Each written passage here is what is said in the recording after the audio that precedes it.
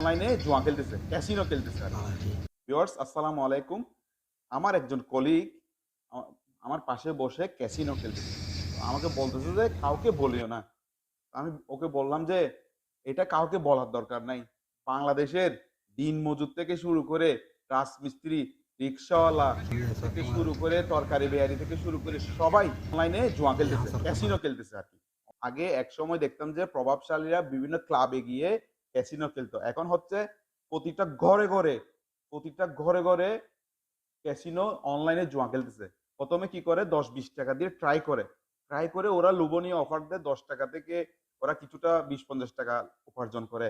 এরপরে আস্তে, আস্তে ওরা কি করে ওরা ও এ এটার ভেতরে আসক্তি হয়ে যায়। আসক্তি হয়ে গেলে এখানে টাকা ঢুকায়, বেশি, বেশি করে টাকা ঢুকায়। ঢুকিয়ে ওরা এটা খেলতে থাকে। এক পর্যায়ে যায়া ওরা যা উপার্জন করে তাই ক্যাসিনোতে খেলে শেষ করে ফেলে। এদিকে ওর বউ বাচ্চা কষ্ট পাচ্ছে। তো ভিউয়ার্স বিষয়টা হচ্ছে আমি জাস্ট সচেতনতার জন্য বলতেছি, এই অনলাইন ক্যাসিনোটা পুরো একটা বাটপারি। এটা পুরোটাই বাটপারি।